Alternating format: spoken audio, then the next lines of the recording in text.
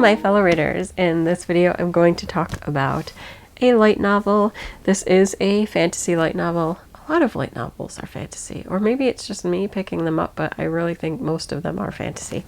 But this one is volume 1 of Grimgar of Fantasy and Ash. The subtitle is Level 1, Whisper, Chant, Prayer, Awaken. This is by Aoi Jumonji? I hope I said that right. And illustrated by Eri Shirai. So, from the back, the light novel fantasy epic that inspired a critically acclaimed anime. I have not seen the anime yet. I think I will be watching it, but then I just remembered like Funimation is in the process of merging, finally doing the Crunchyroll merge. So like I canceled my Funimation, but it might have been on Funimation and I'm waiting for it to migrate to Crunchyroll. I don't know.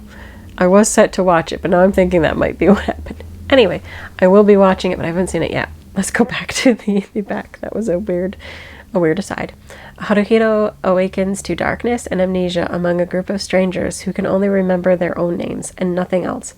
When they make it into the light, they discover Grimgar, a fantasy world that's like something out of an RPG game. Without apparent skills or knowledge of their surroundings, Haruhiro and his newfound friends band together to form an adventuring party. Only by cooperating, using their wits, and learning new skills can they hope to survive in this dangerous land of monsters and magic. And yes, this is rated T for teens. There is violence in here, so not for the very young readers, but teens and up is fine. I really liked this book. It had that typical like lit RPG feel. So the whole premise that they're suddenly in this place, in this a group all together. The only thing they can remember is their names, and then they're sort of ushered out of the room, essentially into this new place where they're told, "Hey, you've been conscripted, and you can either join and be one of our soldiers and go out, partying." And partying is in like they form a group and go fight for their job, or they'll have to get by some other way. And of course, this is some new place that they know nothing about. They can't even remember where they were from originally. They're sort of left with no choice other than to become a soldier and go do whatever commanded and demanded of them. So they all end up signing up and joining the army. I can't remember what its official title is in this, but whatever. It has like its special name because they don't have any other choice. Like if they don't do it, they're pretty much going to be on the street and will probably die hungry because they don't have any reference. They don't have another job option. They have no money, no food. Whereas if they sign up right away, they immediately get paid and they immediately can go and get food and whatever. So they all sign up because there's no choice. Like they literally have no choice. It's do it or end up dead within a short amount of time.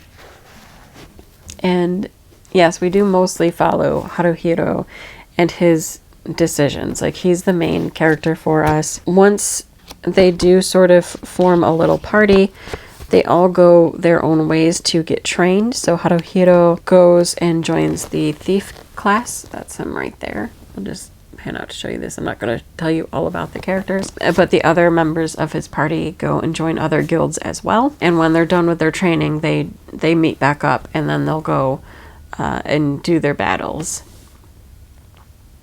And that's the main premise. They're just going to go and battle. Book 1 or volume 1 reminded me that I have like a jinx with characters that I like the most. If I really like a character, they're probably gonna end up dead. Let's just put it that way. So there is a death in this volume that, I mean, it's important because it brings about a change in the party and how they'll proceed going forward and showing where they need other strengths and Really just even the fact of being able to overcome the emotions of grief and dealing with that, and knowing also that like this isn't their original home, so they have no idea, is this like a permanent death? Is this like that person's actual death? Or is there the potential that the person would have returned to wherever they originally came from?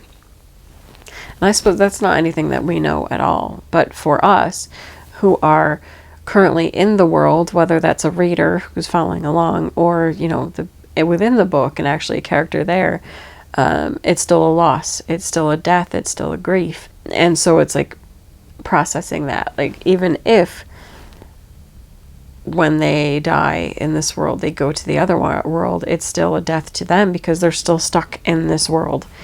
And you certainly don't want to risk like, oh, I'll just I'll die myself and find out. There really isn't that potential because you have no idea if that's what happens. And I just found that really interesting. One, that they would bring that up and think about it, but then two, just how they're going to move forward.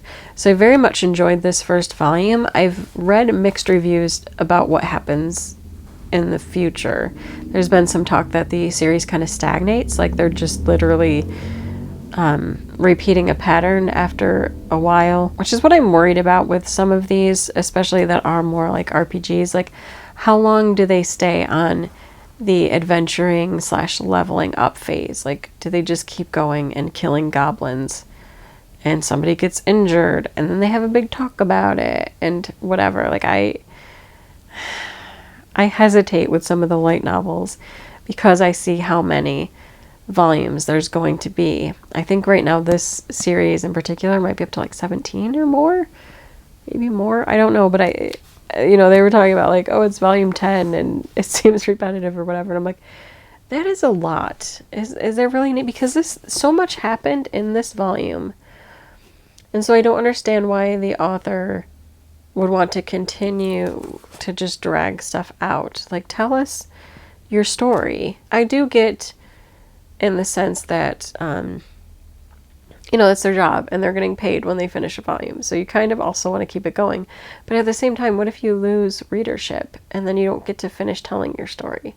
So I'm like mixed about it, because I'd really rather they just told a nice, good story with however long it takes. And then maybe start another one, even if it's a spin-off in the world. Like, I don't mind. Than like, beating a dead horse. So I don't know. I'm going to read on, at least. I'll try, at least the next volume and so on. I'm trying to decide like how many I would want to get going forward. Like maybe up to volume 5. See how that reads, and then do like a volume at a time after that. But I did like this one, and I liked the characters, and I kind of want to see where they're going.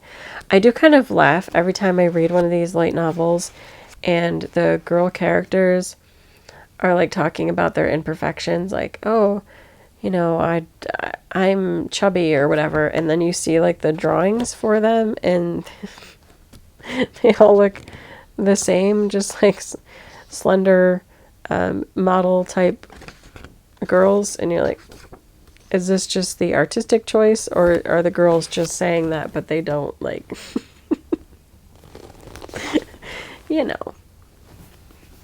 they don't actually fit that description? I don't know. I just always laugh when like the character drawings don't really match how the characters themselves are describing themselves. It's weird.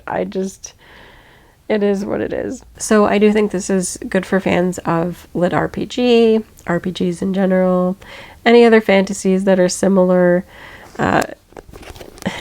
You might want to pick up at least volume 1 of Grimgar, Fantasy and Ash, because I thought this was successfully executed. I very much enjoyed it. I would recommend it, and I'll see where the series goes. Maybe I'll keep reading and reviewing, and if it starts to drop off, I'll let you know. But that's it for this video. Until next time, bye.